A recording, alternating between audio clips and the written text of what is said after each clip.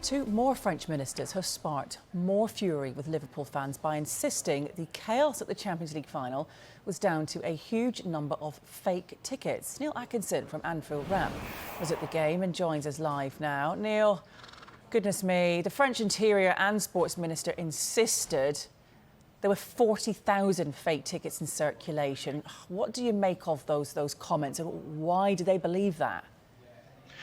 They keep using different numbers at different times because what they're trying to do, I think, is find some sort of way to just throw enough at the wall and see what happens. So in the hearing, the number of fake tickets managed to veer from about 2,800, which is the UEFA estimate. By the way, the New York Times has it at about 2,500, all the way to 30 and 40,000. It's a real sort of tactic of just throw as much out there and see what sticks and go from there. And it's important to say that when you say it sparked fury with Liverpool supporters, it obviously has, but it sparked fury within France as well. This was a Senate hearing as part of an investigation about what's happened. Many of those senators were deeply unhappy. The French media have got a front page of the Interior Minister's face with his nose extended like Pinocchio. You know, this is a situation here which is deeply embarrassing for this French government, but it's important we make clear it shouldn't be deeply embarrassing for the French people or for Parisians. They're fighting our fight in the same way that, for instance, brilliant people, as on Sky Sports, have fought our fight as well. And ultimately, these positions are just unsustainable over the long term here, and they will be found out. I mean, the ministers accused the Liverpool fans of barefaced lies and utter madness. Do you want an apology from the French government? Think you're going to get it? Yeah, I think there will be an apology in the fullness of time, and it will be a full apology because he says so many things that were just simply untrue over the course of the hearing. Like even the most banal sort of lies. He said the fan park was open in the morning. It wasn't. I was meant to be on stage at 1 o'clock, and 1:10, and it wasn't open then. From all the way through to exaggerating the idea that there could be a pitch invasion. There was no threat about that whatsoever. What happened was a complete breakdown of order. They said there were 7 security checks on tickets coming through, and the sports minister said they remained in operation. My ticket wasn't checked once until I got to my gate. I went past one of those checkpoints and people were by that point just waving them through. Ultimately, what most sticks in the craw, I think, for Liverpool supporters is having been there and having heard so many accounts. The main reason why this didn't become deeply tragic, and I mean deeply tragic, is the response of Liverpool supporters themselves. Liverpool supporters should be being commended by the French government rather than what we're currently getting, which is insulted. And further to that as well, he's also, through that hearing, negating the experience, the documented experience of thousands of Madrid supporters who also found it really, really difficult and really unpleasant. The truest thing that comes through this investigation that came through those 2 bits of testimony yesterday was the idea that they had decided, the French authorities, to police Liverpool supporters like they were a problem, like they were hooligans in the first place, and then go from there.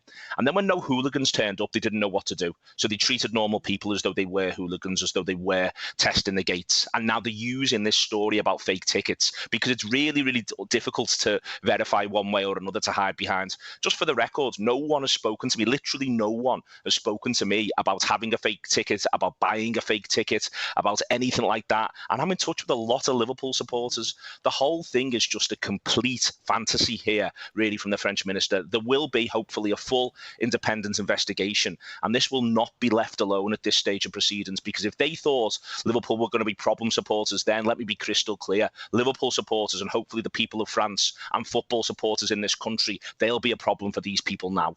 Yeah, I mean, just how embarrassing has this been for the French? It feels as though it has been really embarrassing for these individuals within the French government. But again, you know, French media over and over is criticising this approach. The backdrop of this, it's worth remembering, is there's a couple of votes, a couple of elections coming up for the French, for various French authorities across the next couple of weeks. And a massive part of this is to avoid all embarrassment, to avoid electoral embarrassment. But it doesn't seem to be working. With a bit of luck, there will be some sort of marked change in tone soon. I'd still love to get an apology from UEFA for their decision to blame fans arriving late, which they very quickly backtracked from as well. If there is going to be openness and independence and transparency, it needs to start pretty soon. But also, if people genuinely do want to learn about what could be done differently, the best thing to do is to do so going forward in a spirit of cooperation. That becomes really difficult off the back of yesterday.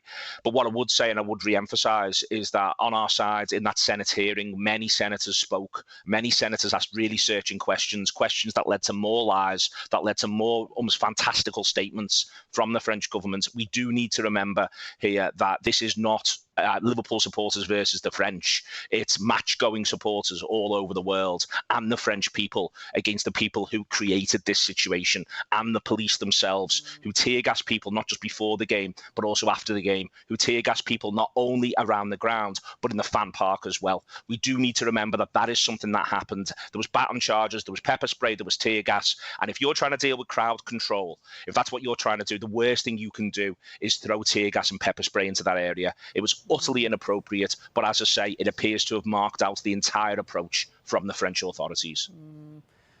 What about UEFA holding this investigation now into what happened in Paris? I mean, have you got any confidence in that process?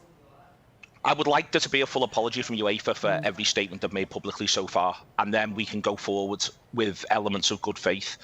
I'm hopeful that with this investigation, and let's be clear, Liverpool Football Club's response has been absolutely exemplary with reference to its supporters so far, and hopefully that will continue, and I see no reason why it won't. They seem absolutely determined that there is redress here from UEFA and from other organisational bodies. I think you've got to try and hope that there can be a degree of an independent investigation.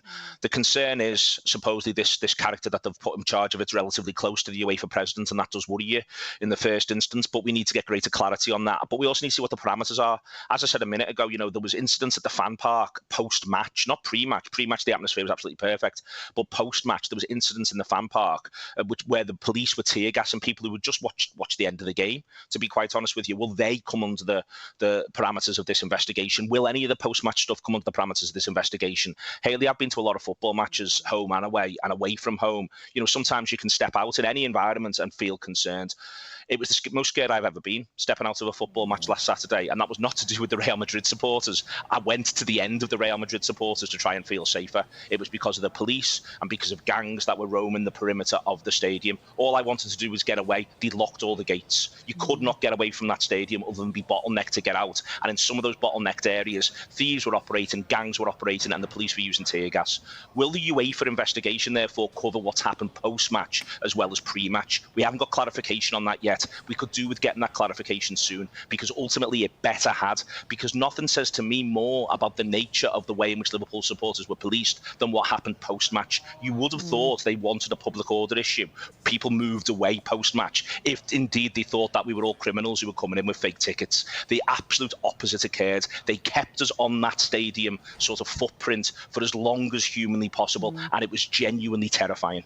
Yeah, Neil, such an awful experience.